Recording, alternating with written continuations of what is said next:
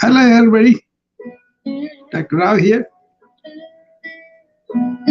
Hope everybody is doing well.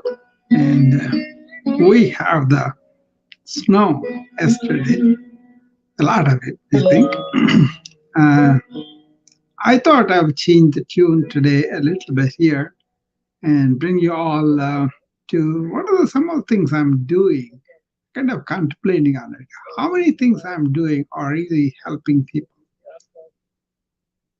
Definitely, the people are coming in and listening some of the talks and asking me questions.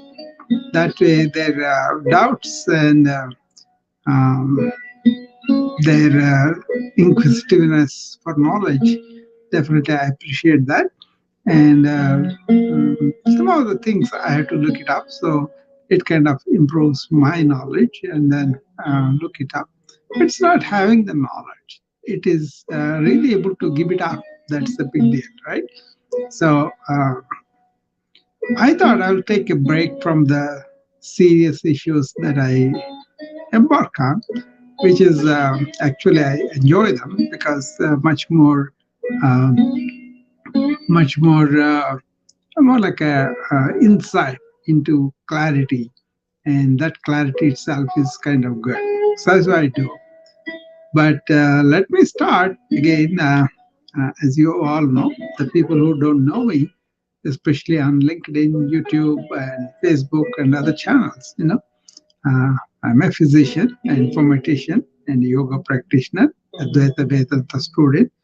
So I'm a physician who established an online company called BFL, where I kind of fuse modern medicine on one hand and ancient wisdom on the other hand to develop some solutions and hacks for our modern living. Basically, stress and burnout, people really having problems, they go beyond. Uh, Modern medicine, some things, and then they come to me for exposition of ways of living or uh, lifestyles. So I have started like that. Then it has become real big deal because what I talk about is more like a positive psychology, how we can get positive from everybody, right? That had been the goal. So I thought I'll take one day off from discussing serious issues and rather tell people what I do that is seem to be helping people, or what is that you want to know that I could spend my time worthwhile here. You know, Not about me, but about you guys. So what is that you want? So that's where I thought I will uh, spend some time to tell them what exactly I do and how they can really relate to me. Uh, if you want to ask about the life styles and life to live as a just live and enjoy and then have a good wellness orientation and really be healthy and wealthy and happy, that's no problem, right? A lot of it. But if you want to really cultivate some strength within, inner resilience, psychological independence, things like that are people don't pay attention to, which I bring attention to so that they can correct them and thereby live long and well and happy, right? That is the basic thing. There's a lot of people do. Health coaches, people who are oriented to holistic health, people who are practicing alternative medicine, they call it complementary medicine, all those things. But uh, some of them are belief based, some of them are just, people have evidence on and off.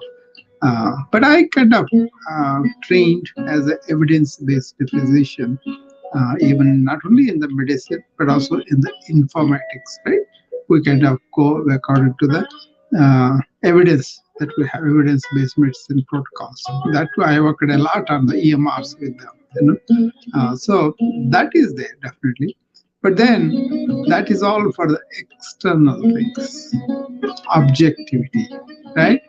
In a way, our body is object to us, your mind is object to us.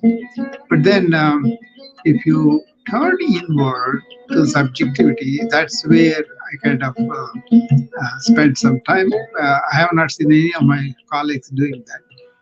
So, what it does is, first of all, I am happy, fearless, and lonely, not lonely. It's kind of breeds you that you are connected to with everything. Okay? So that kind of blissful joy, blissful feeling of connected to everything is unique to the ancient wisdom, right? They were connected to the nature and also your inner nature, and they were having a very vibrant life because they are connected to everything. So that's actually a part of it for me too. That's the reality. So I'm connected to everything in that way. So that kind of gives you a lot of solace, a lot of kind of what we call dispassion from the little things.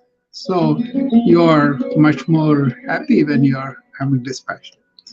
So I'm big on mind control or solitude of mind or really resting in the silence of the mind and then using the faculties much better way, right? That's good. So I kind of focus on the mind because that's actually very important thing for the human beings, right? And also, most of the time, if you don't take care of the mind, whatever physical illnesses you have will be much worse. So I give importance for that. And luckily, I have understood the mechanics of the mind. I understood the importance of being quiet and silent and solitude and serene attitude. I think that is the biggest uh, boon, like, it's a kind of a real blessing that we could enjoy. Okay, I happen to touch that and then remain in that. Even though I'm busily working, I can have the quietness of the mind. So that's one thing I help people with. Um, a lot of medical problems, mental health problems, these depressions, anxieties, or uh, by the culture too. The culture that is focused on the outward things, the culture focused on the outgoing intellect, kind of getting immersed and deeper and wider in the mental health problems. You may have people who are agreeing with you, but they may not have a clue about how to help you really when things like death happens, things like somebody's relationship breaks down, things like overwhelmed with the failure or with whatever people are doing to enrich their life that it doesn't work.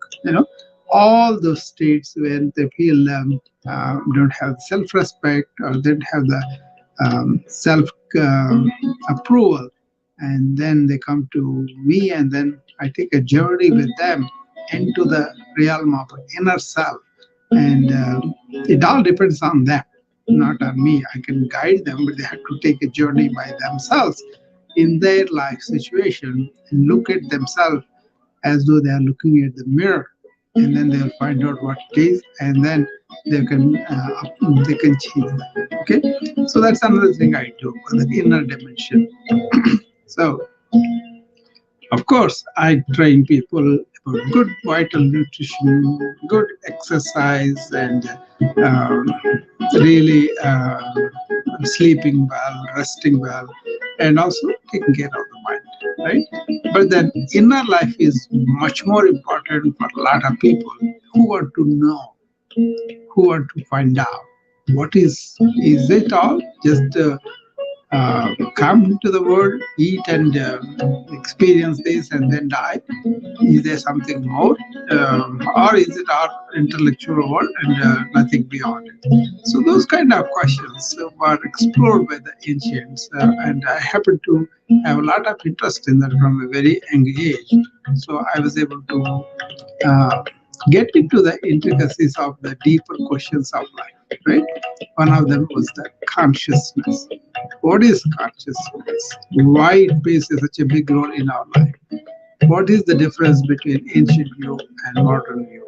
Ancients considered consciousness being the fundamental, and the body and the mind are projections from it.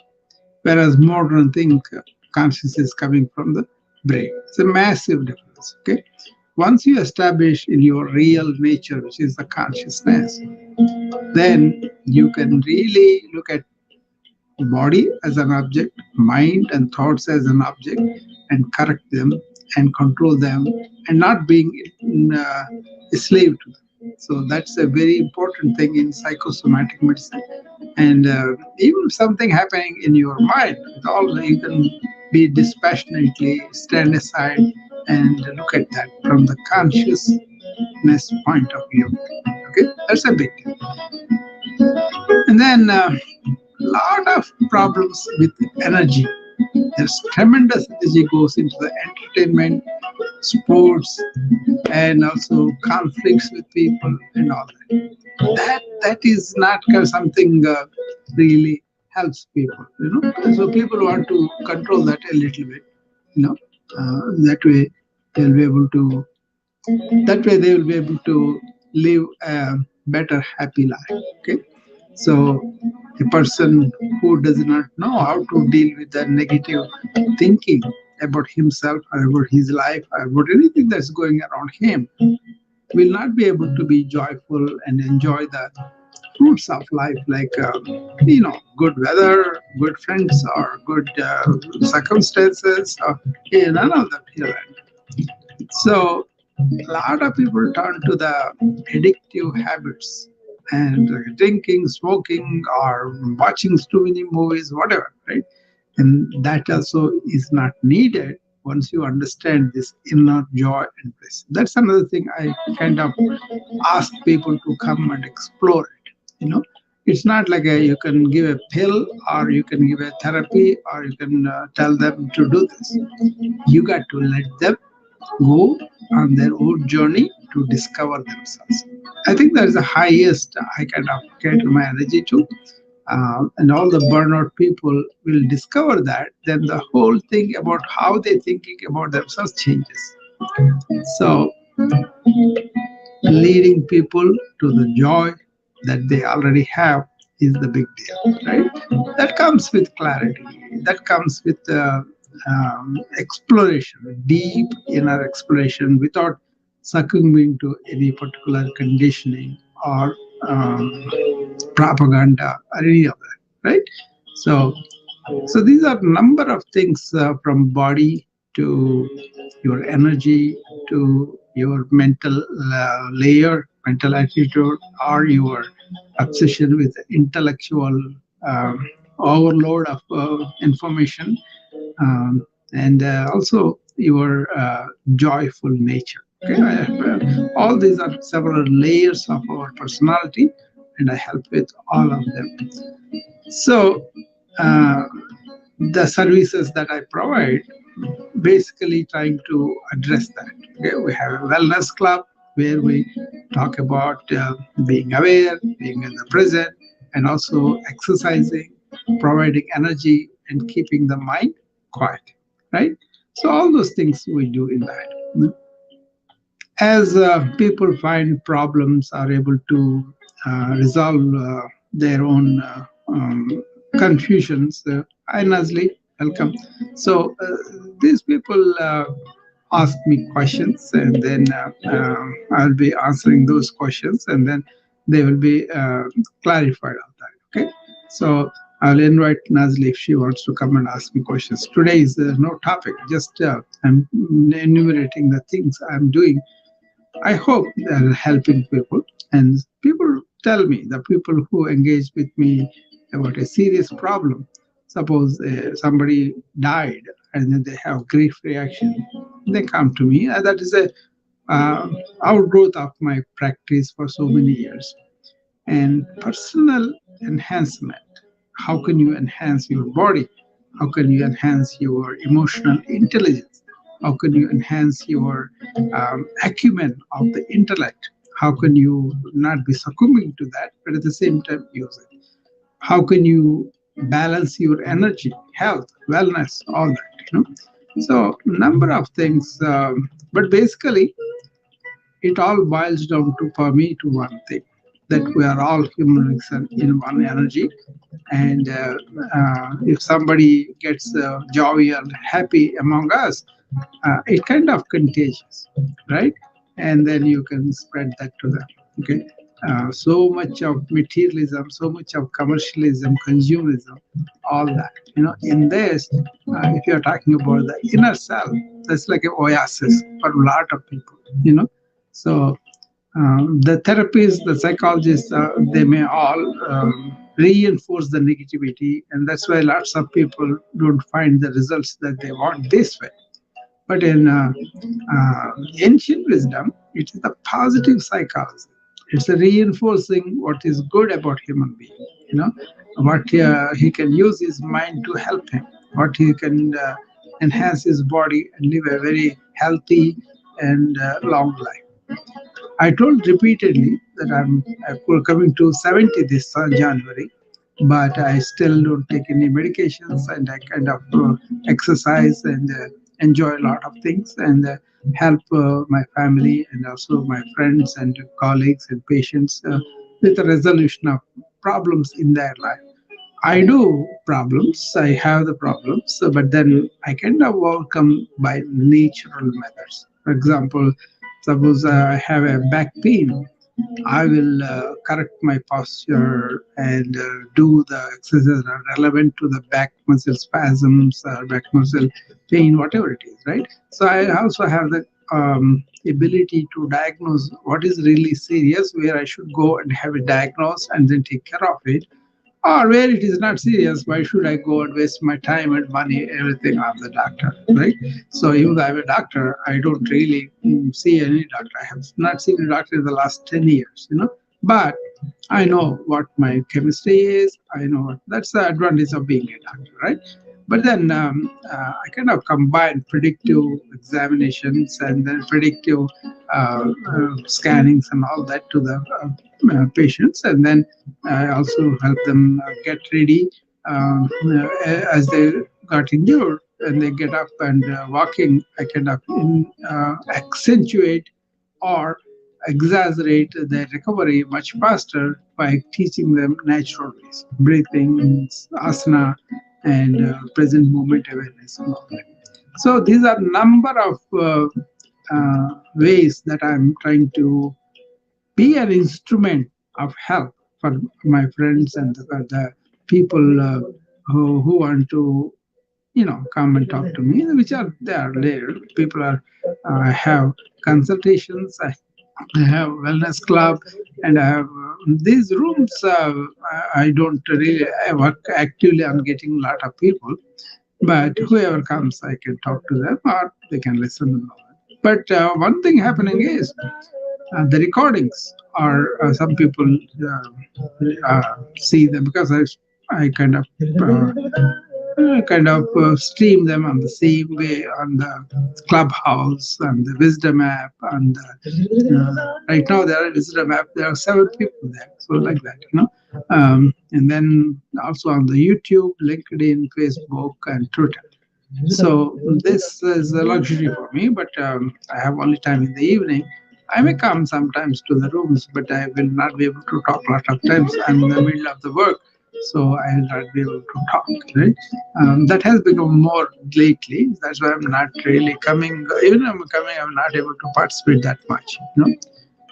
Anyway, so a lot of people live not only metabolic problems that they don't take care of them until what we call an event happens.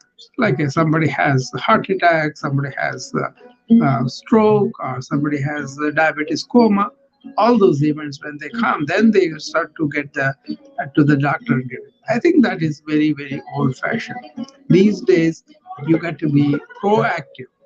You got to know what are such as the personalized medicine that you could do proactively to change the diet, to start an exercise program, to really calm your mind down. Whether all the stress that you have, you can find out what is that you can do. First of all, are you stressed? Do you know the stress is affecting your body and mind? So if you are having not being obsessive compulsive about yourself, but then being prudent, being smart, being really not to waste a lot of your life. I don't care about the money and all those things are there, family and all that, but your quality of life may be lost if you delay these things forever. That's why proactive wellness is a new thing. Just preventive examinations just is not that. Listening to the body's cues that it will telling you. Suppose you cannot walk too much, or suppose you cannot do as much work as you are doing before, or your stamina is going down, or you are fatigued easily. All those are body signals that is telling you something is wrong. Like that, you are forgetting things. You are not able to remember anything, or you are not able to procrast. You are not able to project into the future what your plans and how do you, or you are not able to stay in the present. You are in the future stuck, or in the back stuck. You are not able to sleep. All those things are there. Those are the cues that the body and the mind complex is giving to you, and you got to establish yourself in the real self, but then take care of your instruments too, right? So that is the difference for me, where I don't only look at the cough and congestion that the patient has come in. I will diagnose the pneumonia or bronchitis, whatever he has, but I'm also going to, is this man smoking? If he's smoking, can I get him to quit? And also, why is he smoking? Why is he addicted? What is that? Did he make some attempts, not able to get out of his habituation, his addiction? Then I know what is his mental, psychological makeup, spiritual makeup. So we look at not only IQ, we look at EQ, which is emotional quotient, and we look at um, spiritual quotient. So that spiritual quotient is very important. A lot of people don't pay attention to that. But we don't force into anybody, but it is kind of introduced as and when they are ready, as and when that is appropriate. So you fix the body, fix the mind, fix the emotions, and then spiritual quotient maybe. It's not that one spirituality is above, or one religion is above the other religion. Spiritual nature is beyond the religion, and that's where you have to be free of any religion to really understand what is the good spirituality and spread it to the people. So these are the number of ways I can help people, which I'm helping. I may not have large numbers, which is fine, but it gives me a lot of time to work with people. Basically, the question for me in the morning is who and how I can help, right? And that is goes into the my philosophy of karma yoga, where is you're doing the work with the intention of uh, not expecting any result from it, but more like just doing the help. There is a simple way to really understand this. I kind of tell my students also, if you close your eyes, you are very peaceful in spirituality. And the spiritual person, when he opens his eyes, what can I do for the world? And if you are really oriented to desire and materialism and consumerism, when you close your eyes, you don't have peace because your mind is going after things and wanting things and not wanting things, or all that, right? Agitation.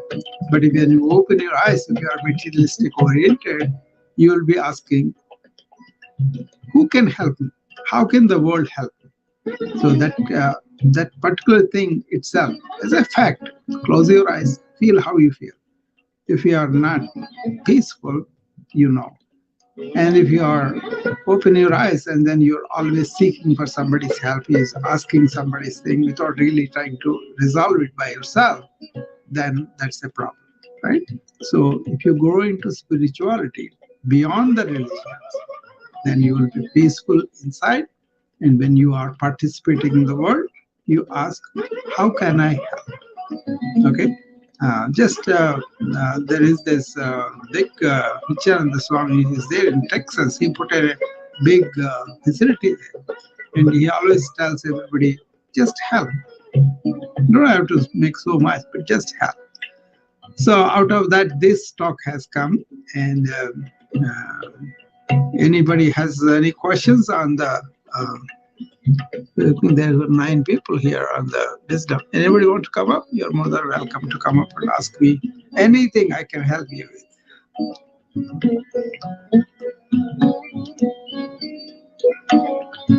Okay. All right. So I think I wanted to be here for 30 minutes today. So it's almost 23 minutes maybe now. Okay. Yeah, 23 minutes. So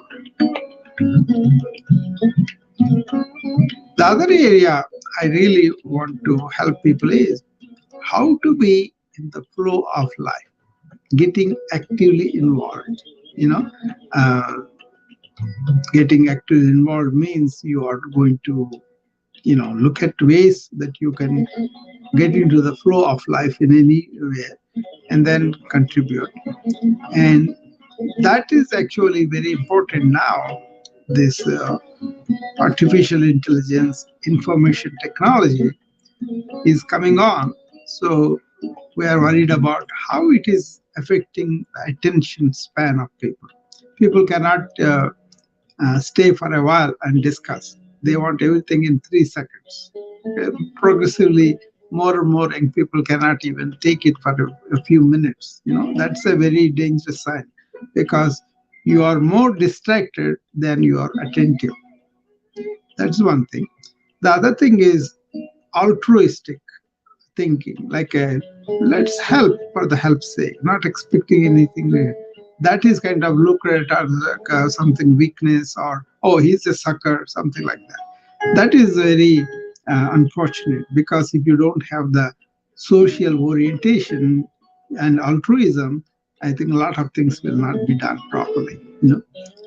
And also this something beyond us. There is a energy, there's a God or whatever term you say. But if you don't have that kind of feeling, and that is going down with more and more information coming out.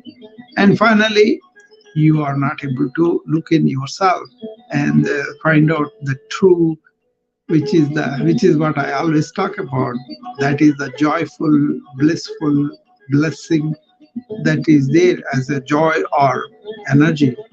And if you don't touch that by calming your mind and your body, you will be really not achieved what you have to achieve as a human, as a purpose, right? That is the viewpoint of the ancients. I agree with that totally, and experience that with people will be needing much less to live. So the simple living and high thinking goes on there. Okay. All right, with that, I will close the room now, because as nobody is coming up to discuss anything, so I will think that they don't have any questions or they understood whatever I was saying.